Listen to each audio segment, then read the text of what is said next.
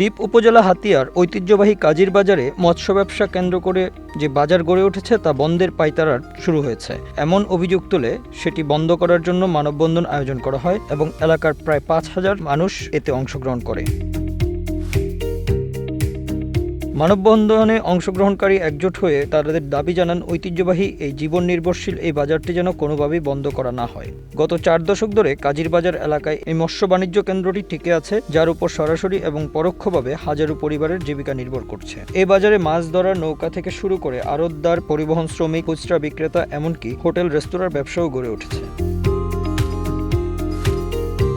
বক্তারা অভিযোগ করেন, একটি প্রভাবশালী মহল নিজেদের স্বার্থে প্রশাসনকে বিভ্রান্তিকর তথ্য দিয়ে বাজারটি বন্ধের অপচেষ্টা চালাচ্ছে। বাজারটি বন্ধ হয়ে গেলে এলাকার অর্থনীতিতে বিরূপ প্রভাব পড়বে এবং অসংখ্য মানুষ বেকার হয়ে পড়বে। মানববন্ধন শেষে শান্তিপূর্ণ একটি মিছিল বের করা হয়, যা কাজীর বাজার এলাকা প্রদক্ষিণ করে। স্থানীয়রা জানিয়েছেন, প্রয়োজনে তারা আরও বৃহত্তর কর্মসূচি গ্রহণ করবেন যদি এটি বন্ধ করে দেওয়া হয়। সবাই আমরা নদীর ব্যবসার সাথে কোনো না কোনোভাবে সবাই জড়িত, সবার রুটি রুজি এখান থেকে। এখন আমাদের এই ব্যবসার যাতে ক্ষতি হয়, কিছু লোক প্রশাসনকে উল্টাপাল্টা বুঝিয়ে আমাদের ব্যবসাটা যাতে আমরা না করতে পারি, এই চক্রগুলা কাজ করতে চাই। আমরা স্থানীয় এবং প্রশাসনের কাছে আমরা একটাই জোর দাবি জানাচ্ছি, দাবি না আমাদের আবেদন, যাতে আমরা সুন্দরভাবে আমাদের ঘাটের এই ব্যবসাটা আমরা সুন্দরভাবে করতে পারি। আমাদের কাজীর বাজারের এখানে প্রায় ৫-৬ হাজার জেলে সম্প্রদায়ের কর্মসংস্থানের ব্যবসা এখানে।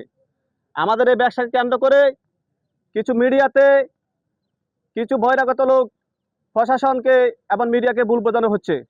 আমরা প্রশাসনের দৃষ্টি আকর্ষণ করতেছি, আমাদের এই ব্যবসা নিরাপত্তা চাইতেছি। Bangla affairs news desk.